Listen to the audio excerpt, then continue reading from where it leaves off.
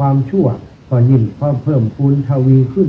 ทวีคูณขึ้นโดยเฉพาะอย่างยิ่งเฮาบ่ารับยั้งชั่งใจเขาด่ามาเฮาด่าตอบเขาตีมาเฮาตีตอบการแกล้งเขาการแกล้งเต่าอี้เฮาการแกล้งนักกว่าเก่าเอาไปเอามาจิตใจของเฮานั้นสถานอย่างเดิมจะกลายเป็นจิตใจที่โหดร้ายเป็นจิตใจที่บ่อ่อนโยนเป็นจิตใจที่มีความสกปรกหยาบกระด้างขึ้นเรื่อยๆสร้างความทุกข์ความเดือดร้อนให้แก่ตนเองและคนอื่นรอบข้างของเขาบาพิษกับหยังกับคนที่เนื้อตัวสกปรกคนอื่นสาดโคนเฮากับเอาโคนนั้นมาสาดเขาและก็เอามาสาดตัวเก่าเห็นสาดโคนใส่กันสาดคนไปสาดคนมาสาดคนไปสาดคนมาสุดท้ายมันก็เปื้อนกับสกปรกทั้งสองฝ่ายพระพุทธองค์ทรงสอนทรงตรัสสอนโดยในว่าเขาด่าเฮาจะไปด่าตอบเขาทำร้ายเฮาอย่าไปทำร้ายตอบถ้าเขาด่าเฮาด่าตอบเขาด่านั้นเป็นคนบัดดีอยู่แล้วถ้าเขาด่าตอบเขาไปเขายิ่งนักกว่าเขาคือบัดดีนักกว่าคนที่ด่าคนแรกศรัทธาต่างเวรย่อมระงับโดยการบจองเวรซึ่งกันและกันพระพุทธองค์ทรงตรัสไว้ในหลายที่หลายแห่งที่บอกผู้ที่ด่าคนอื่นหรือว่าทำร้ายคนอื่นก่อนเป็นคนเลวคนใดทำร้ายคนอื่นก่อนนะสถานญาติโยมคนที่ด่าคนอื่นก่อนคนที่ทำร้ายคนอื่นก่อนถือว่าเป็นคนเลวแต่ผู้ที่ด่าตอบหรือทำร้ายตอบเป็นคนเลวยิ่งกว่าแสดงว่าอันนี้เป็นพุทธพจน์หรือว่าเป็นคำสอนที่เฮาทั้งหลายพึงสังวรถ้าเฮาอยากจะเลวกว่าเขาก็จงด่าตอบจงตีตอบจงทำร้ายตอบจงเอาคืนถ้าอย่างอันนี้ไม่ใช่ลูกศิษย์พระพุทธเจ้าลูกศิษย์พระพุทธเจ้านี้มีการบ่ได้ยอมแบบที่ว่าปล่อยให้เพิ่นรังแกแต่ยอมแบบเพื่อจะบ่ให้ปัญหานั้นมันลุกลามทำให้ตัวเฮาและตัวเขาแปดเปื้อนเป็นอันตรายนักไปกว่านั้นก็เปรียบอย่างที่ว่าตะกี้ถ้าเอาน้ำสกปรกมาล้างตัวเฮาโดนสาดโคลนสกปรกอยู่แล้วเฮานี่เอาน้ำสกปรกไปลดลาดแถมมันก็ยิ่งสกปรกซ้ำเข้าไปแต่ถ้าเขาเอาน้ำสกปรกน้ำโคลนเอากำดามาลังแกอย่างเฮาเอาน้ำใส่ใจจริงเอาน้ำเอาทำมาลาดมาลดมีความอดทนมีขันติอธิบายเหตุผลให้เขาฟังวันนี้เขาพร้อมจะฟังก็ปล่อยมันไปก่อนมันจะมืดจะโกรธมันจะทำอย่างก่อนนิ่งเสียเมื่อการนิ่งเสียนั้นคือการเอาธรรมะมาชำระความสกปรกนั้นความสกปรกนั้นมันก็จะมุดก็จะเสี่ยงไปในที่สุดจะความเมตตาความเมตตากรุณาความเอื้อเฟื้อเผื่อแผ่การให้อภัยอดทนเป็นสิ่งสำคัญในการแก้ปัญหาความชั่วร้ายทั้งหลายความร้ายใดๆในโลกล้วนเหลือหลายรุมรอบรบใจกายเตือนแท้สิ่งอื่นจักหักหายหาหอนมีลืมเว้นแต่ความดีแก้กับร้ายกายดีอันนี้คือสิ่งที่สำคัญจะทางทั้งหลายเอาแม่ยายอันนี้เปิดยังเหมือนได้เปิดโอกาสให้โทรมาก็โทรมาขวัญแล้วนี่ลายลุกนี่นะถ้าเปิดบอกว่าโทรมาได้แล้วอีกก่อยโทรเนอะคนที่โทรบลุงตุ้งติงตะกี้นั่นนะไปแหมเนอะบดีเปิดอู้อยู่ก็โทรมาจะไปฟังโทรเถอะถ้าเสียงมันบดีก็โทรไปบอกสถานีพุทธอาตมาว่าได้อยู่ที่สถานีมามัวแก้ปัญหาสถานีมันดับเลิกแปลงจิ๊บอย่างโทรไปที่สถานีคุณเลิกสถาทั้งหลายฟังโทรมาเตื้ออันนี้สำคัญเนอะสถาวันนี้เอาธรรมะมาเป็นบรรณาการอดทนข่มอดทนอดกั้นความชั่วร้ายเหตุการณ์ต่างๆที่จะมากระทบเฮามีอยู่ทุกเมื่อเชื่อวันสถามีหลายคนต้องเผชิญกับสิ่งเหล่านี้แต่เฮาเลือกที่จะตอบโต้มาทำร้ายร่างกายเฮาก็ตอบโต้โดยการทำร้ายร่างกายเขาคืน มันด่าเฮาก็ด่าเขาคืนอย่างอีนี้มันบ่มีวันจบสิ้นเนอะถ้าเฮาต้องการความสุขจะทายอีกปล่อยแม่ลองขึ้นถอดถ้าเขาด่าเฮานี่น่ะเขาโคตรมาด่าเฮาเนี่ยบางครั้งเขาผิดอย่างสักอย่างโหมันด่าอย่างเอาไปเอามาเป็นว่าเข้าใจผิดจื่อเหมือนกันเนี่ยมาด่าเฮางังเอาไปเอามาโห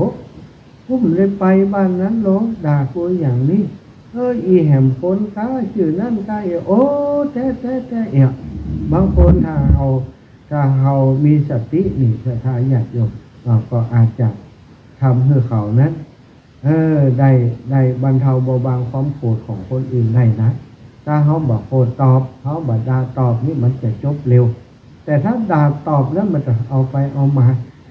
ดำแป้ก็เต็นมือเป็นติดเป็นมือละคนเดียวแป้ก็ปากันมาลุมก่อนอีแม่จะได้ยินว่าบางครั้งบางทีเราอ่อนพิษกันมาได้นี่เอาไปเอามากลายเป็นเรื่องเป็นราวคนใหญ่แบกปืนมายิงกันเนี่ยนี่ฉะนั้นต้องระมัดระวังนะการทะเลาะเบาะแว้งกันเราอยู่ในสังคมเดียวกันบางทีบางครั้งอยู่ในหมู่บ้านอยู่ในชุมชนมีขอหัวที่กันเนี่ยบ้านเฮาไปออกบ้านเปิ่นข้ามหัวไปหาเปิ่นไปปิดด่าเปิ่นว่าเปิ่นอย่างความจริงถ้าตามกฎหมายนี่นะต้นอยู่บ้านเฮาก็จังถ้าตัวมันหวมไปอยู่บ้านเปิ่นกินได้อันนี้ตามกฎหมายกฎว่าอย่างอันแต่บางครั้งบางทีใครอยากกินเนี่ยผมพูดคนเดียวของตัวไปอยู่บ้านเปิ่นเนาะอันนี้ถ้าเราหู้จักเป็นว่าประนีประนอมมีน้ำคิดน้ำใจต่อกันปัญหาบ่เกิดสักอย่างก็ทำแต่ทุกวันนี้ที่เกิดปัญหาเกิดเนี่ยละเมิดความเป็นส่วนตัวของกันและกันฆ่าตีลั่นฟันแทงฆ่าฟันกันโดยปัญหาเล็กๆน้อยๆทั้งนั้นที่สามารถระงับจับยั้งชั่งใจได้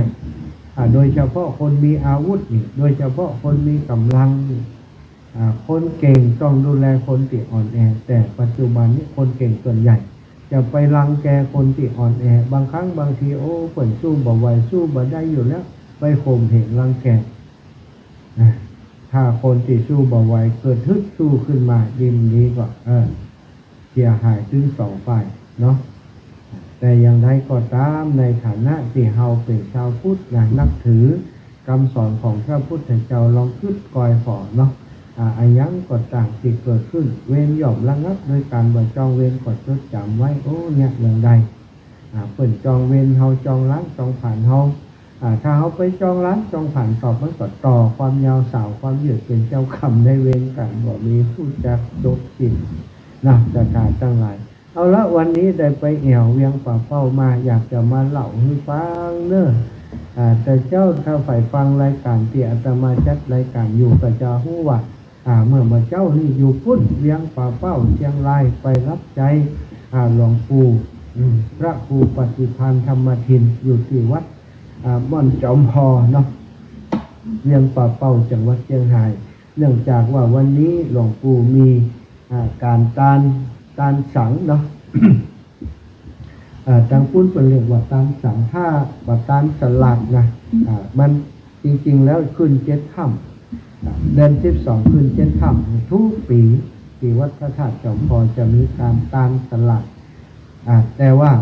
เปิดมีกติกาว่าถ้าตานสลัดปีนี้ปีหน้าแห่ง2 ปีจะตานสังบางทีสลัดเว้น2 ปีเว้น2 ปีถึงจะเว้น2 ปีถึงจะอันนี้ก็ปีหน้าพุ่นจะกินสลัดหลวงปู่เว้นมาเป็นปีที่2แล้วปีนี้เป็นปีที่2เนาะอาตมาก็ได้ไปช่วยการช่วยงานของหลวงปู่ไปนอนแหมแก่มือช่วยเปิดด้วยสำนึกในบุญคุณที่หลวงปู่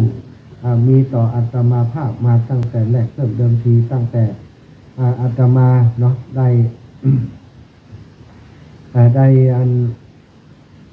ทำโครงการธรรมยตราเพื่อการศึกษาหลวงปู่และท่านอาจารย์พระครูอภิวัตรและครูบาอาจารย์ในสื่อสีขาวเปิดช่วยอาตมาป้ากันไปทั้งที่อาตมาบอกผู้จักไว้ไปเปิดจักคนตั้งแต่หันมาก็เลยได้นับถือน้ำใจเปิดแล้วก็ได้ พ ปิ่นมีอย่างก็ไปช่วยเปิ่นอยู่อย่างอีเป็นประจำซะนะก็เหมือนกับว่าปัจจุบันนี้ทาวันดามีการมีงานเนี่ยหมู่คนน้อยคนนั้นลูกทิศของหลวงปู่ต้องว่าแล้วท่านมหาจะมาก็ วันเดียวเปิ่นหู้เลยแต่ว่านี้จัดที่นอนไว้คือมีกุฏิคือหลังหนึ่งโอ้ก็ไปนอนหนาวพุ่นนะเวียงป่าเป้านี้อากาศหนาวเย็นมากศรัทธาญาติโยมวันนี้ก็คนศรัทธาญาติโยมถึง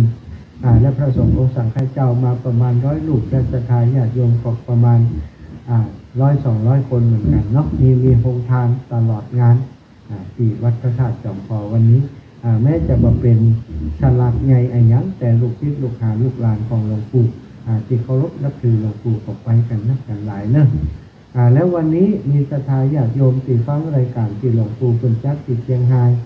ทราบว่าอาตมาภาพจะการปิดตะพีการกระเบื้องการเก้าอี้เนาะการต่างไอ้อย่างต่างๆคนก็ร่วมบุญมาเนอะก็หมายมีศรัทธาปอวิจิงแก้วแม่วิคุยปันษาปันษาร่วมทำบุญกระเบื้อง2 แผ่น100 บาทอุทิศคือหลวงปู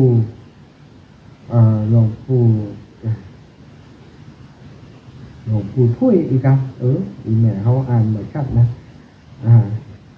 แล้วก็เป็นอยู่บ้านโป่งหนองเวียงป่าเป้านะแม่ลายภาพเตจะร่วมบุญการออกในวันที่24แห่งนะแม่สาวสุดาจันทร์ร่วมบุญตามอัธยาศัยนางอรชรโพธิบ้านอย่างนี้บ้านหลับพีกับตำบลยางเนื้อเชียงใหม่บ้าน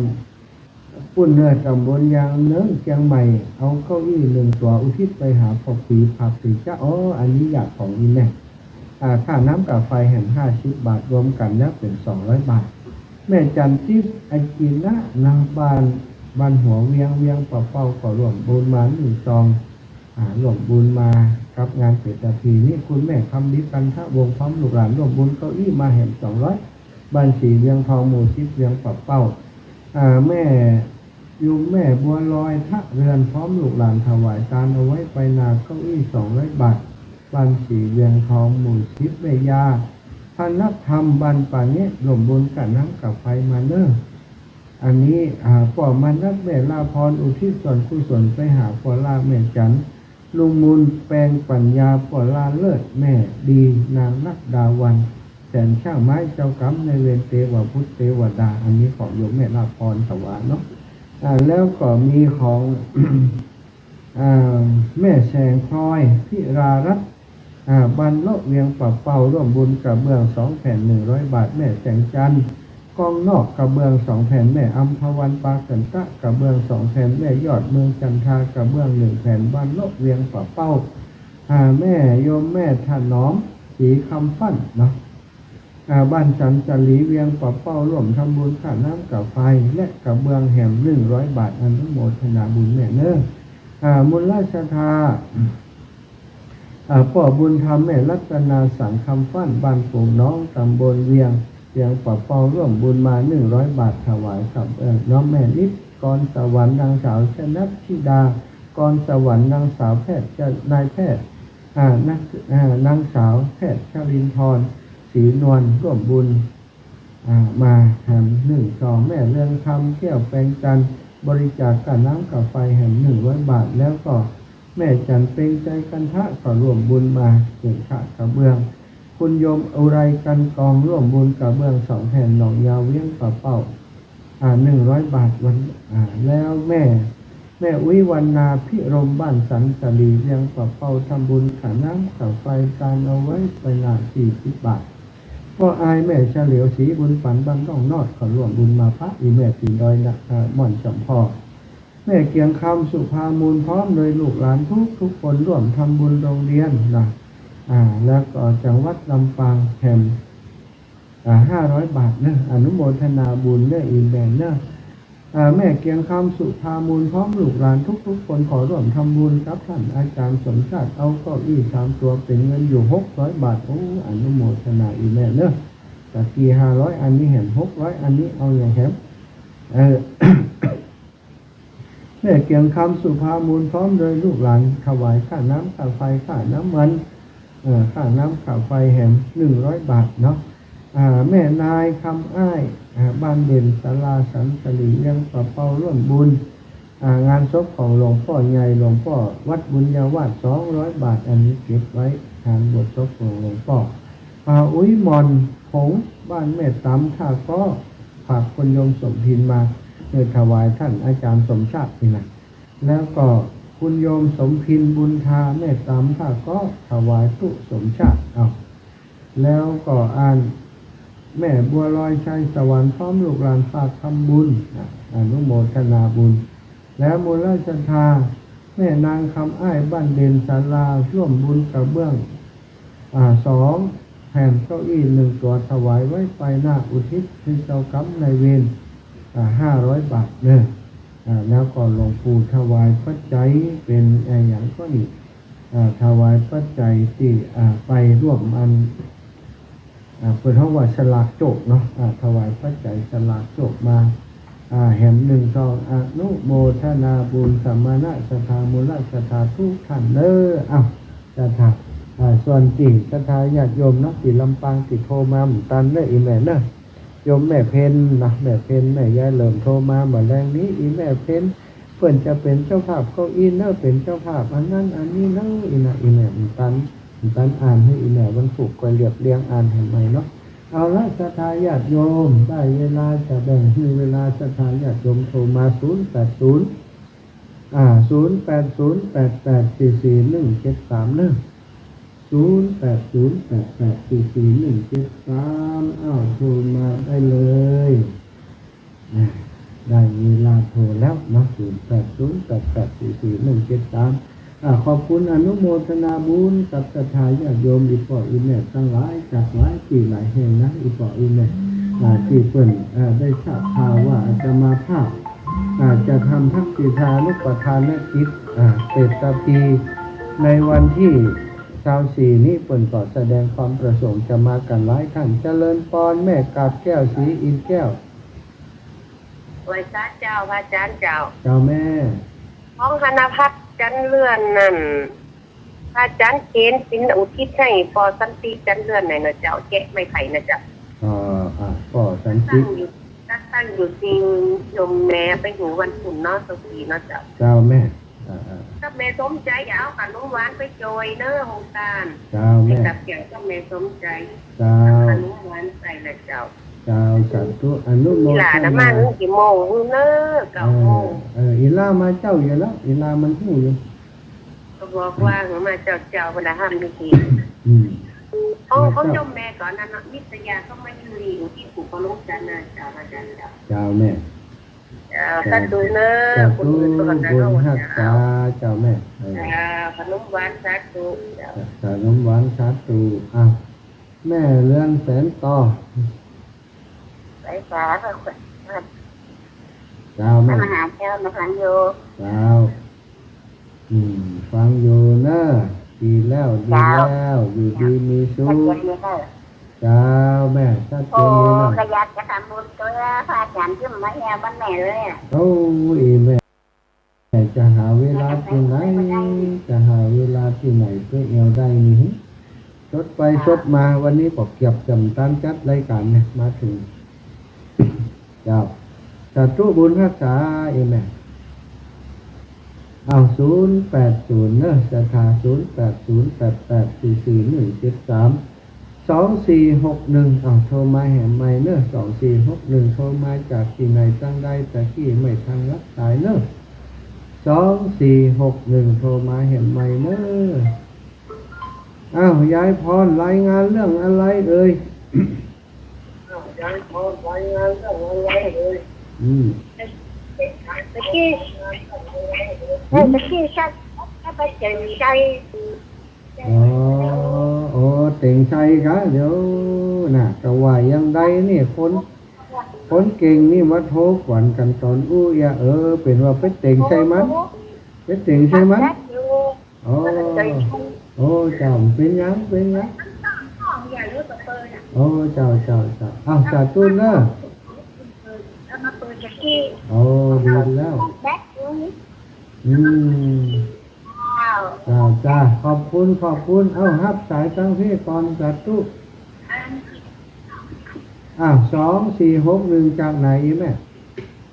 จากนาบงเจ้าโอ้สาวนาบงมาเอวเนอวันที่นี่น่ะกำลังกึดอยู่นะนี่นาบงนี่ไม่จ๋าตาหนีมาหาแต่วันที่24นี่มานะอีแม่ที่แม่ใครจะมาได้ไฟบ่โอ้แน่ยังได้เห็นมั้งเบี้ยวแม่มีอันเจ้าตัวอีอันนะแม่มีนามสกุลยังวงชมพูแม่มีวงชมพูฟังแม่ไฟสีเอ้ยหำดวงโอ้แม่ไฟสีเอ้ย1 ตัวคนละ1 ตัวเนาะแล้ววันนั้นคนนั้นกำเยี่ยงไปเห็นเงินอยู่700โอ้เจ้าฝากมาแล้วแล้วก็เจ้าแม่ได้รับแล้วเขาฟังอยู่ผ่านมาหาบาอ่านอีกยังบาอ่านนี่เป็น200ก็ไอ้แม่รุ่มเดือนนี้ให้อ่านเป็นชั่วโมงเดือนนี้มันอ่านนะเดี๋ยวก็ทยอยอ่านเอาเพราะว่ามันนักน้องแม่เปิ่นเขียนมาเปิ่นห้อมมาเหมือนลุ้นนี่นะเดี๋ยววันถูกถ้าจะอ่านถึงอยู่เจ้าขอบคุณอีแม่นะเจ้าสาธุแม่ยังแม่มีโอ้แม่มีอันนี้แม่มีเนาะแม่มีบงจะบูใบตะบง2461นี่แม่มีโอ้วันนั้น46ก็ได้กันนี่โตหักแตกนะสาธุนะกะขอบคุณนะพี่น้องนาบงนะขึ้นเติงหาอยู่นะอีแม่เจ้าสาธุบุญรักษาเจ้าอีแม่ฟังอยู่เนอะแม่น้อยท่าโทษฟังอยู่แม่ฟังอยู่ฟังอยู่น้ำเยอะนี่มาถึงวัดแล้วคะโอ้ถ้ำถึงจะไปจัดได้เหรอแล้วแม่บอกมากี่โมงหรอโอ้นึกว่ามาตอนว่ากับนะไม่ฟังอยู่นะไม่เป็นกำลังใจเนอะสาธุบุญรักษาขอบคุณเนอะก็มีหลายท่านหลายคนนะที่จะเอาลงการมาตะกี้โยมแม่อันตาแก้วสีอินแก้วครับแม่สมใจปีบ้านใหม่จะเอาขนมหวานมาอีหรอตองราดหน้าเนอะแม่บัวเงินแม่สมคิดราชบุรุษนี่จะเอาอันราดหน้าตองราดหน้ามาเนอะเจริญพรแม่แสงล่าเกิดคุณโอ้สบายดีก็หน้ากากแม่แสงล่านี่หายไปหลายวันสบายดีก็โอ้ไข่ลับน่ะเมายาเห็นแล้วก็นี่ทำกรรมไรกรรมนี่โอ้นั่นแฮะกะว่ายังได้สีคือเว้ยอยู่ดีมีสุขสาธุบ่ได้ยินทีจะอู้กันไปก็หาเนาะอีแม่เนาะไปอื่นก็แล้วกัน0808844173เนอะ0808844173โอ้หลายท่านหลายคนบางเกิดผลก่อขาบฟังอยู่เนาะแต่ตอนเนี่ยมีญาติโยมโทรมาจากอันเนี่ยตังบัดหลุมบ้านนี่นะหลุมบ้านหลุมเดียวเนี่ยแถววัดหม่อนปุยักนี่นะแถวเนี้ยโทรมาเนาะโทรมาหาอีแม่ก็จะไปนะท่านอาจารย์จะเอาเก้าอี้เอาอย่างกินเจริญพรแม่แก้วแม่เอ้ยบ้านใหม่วังบนพี่น้องวังเหนือมาหลายวันนี่เจ้าอีแม่โอ้เป็นไรข้องมาก็วันที่24จะมาเอวก็นี่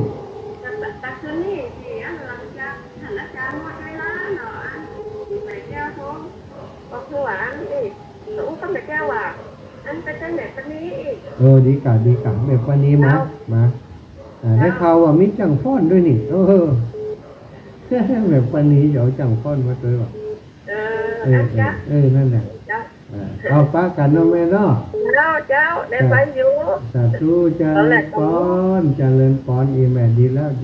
จริญพรแม่สายทองบ้านห้องละปูนนะโอ้ดีใจละดีแล้วพ่ออีแม่นั่นนะพ่ออีแม่นะวันนี้2 รอบแล้วนะนี่พ่ออีแม่นี่ ขอบคุณยังไงนะจ้าตุกนี้เจ้าสาธุเจ้าสวัส บุญ ดี ฮั เจ้า ตาแม่สายทองบ้านห้องละกุลอันนี้แฟนรายการประจำเลยโอ้แม่บัวลอยชัยสวรรค์ได้ฮับแล้วนะเจ้าเป็นอย่างเจ้ามาเดียวนี่ตุแล้ว มาเดียวนี้สองสลับกันมาเป็นอย่างเอาอันอูกับอันสมพินว่าหมูสองอันใดนักเหลืออันใดนะถ้าอันนั้นเดียวกันเจ้าอันกันแล้วไปเจ้าเดียวกันปาเล่นครับแม่ขอเพื่อไปถึงแล้วอ่านก็ได้แม่ตัวพี่น้องแล้วว่าแม่ตาทุกไว้วานนี่แล้วนี่เนาะสาธุดีนะแม่ตั้งใจทำบุญแล้วเจ้าดีใจน้องมาบอกแม่นึกว่ามันได้ตามนะนี่นะตามไก่น้องไปตามพอดีนะก็ว่าเจ้าจะไปว่าน้องไปโอ้ใจนี่เนาะเอาน้ำมา40 แพ็คกันไหนน้องน่ะเจ้าแม่ก็หอมมากนั่นอันหลวงปู่บอกอันถ้าเขามาก็บอกเขาเอาน้ำมาด้วยยังน้ำขาดอยู่ลูกตอนเลยอูในรายการหลวงปู่เลี้ยงน้ำแล้วน้องโทรมาแล้วแม่ที่นี่ก็ได้ยินเจ้าเขาเอาไปหน่อดีใจสวยหน่อเนี่ยจ้ะในน้ำแม่ไว้บัดได้ดีเลยอาจารย์เลยน้องสนใจบุญนี่เลยเจ้าก็บอกน้องมาถึงงานดูแลดีขนาดนั่งสมพินนี่นะสาธุเนื้อแม่เนื้อบุญรักษานะแม่นะเจ้าถูกเป็นทำบุญต่อไปนักสาธุแม่บัวลอยชัยสวรรค์ท่าก็แม่สวยแม่อุ้ยแก้วบ้านใหม่วังเหนือเจ้ามาแน่นอนเนาะแม่แก้วพ่อนก็นี่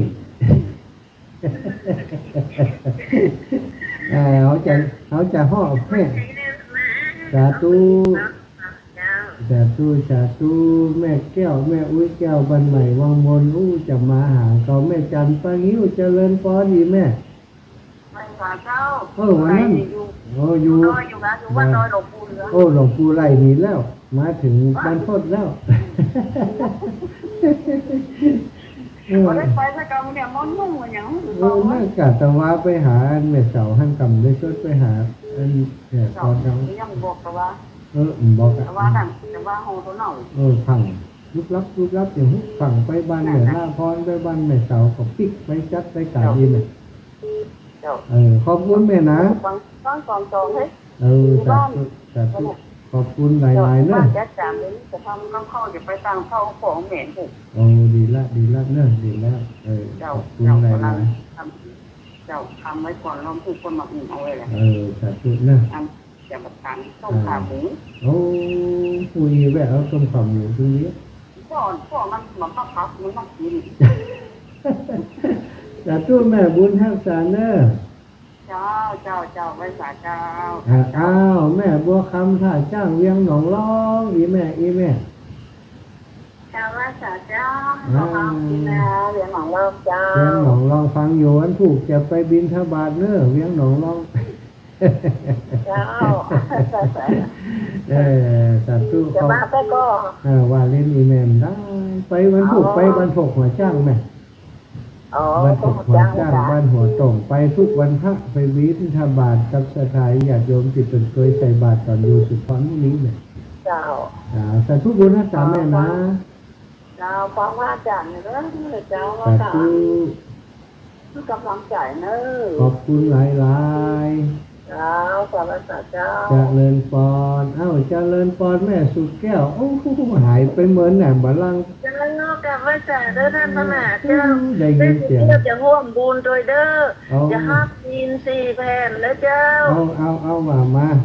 แม่สุแก้วสอนศรีนุสรบ้านศรีละพรจะร่วมบุญโดยท่านพระมหาจะโอนไปที่หน่อยแม่สุแก้วจดหมายเลขไว้นี่แม่นว่าแม่สุแก้วจะอ่านให้ฟังเด้อ536309541แม่นนะเจ้าถูกต้องโอเคเนาะเจ้าแม่สุแก้วจะโอนเข้าไปหาเด้อสาธุอนุโมทนาบุญให้แม่ครอบครัวอยู่ดีมีสุขเนอะ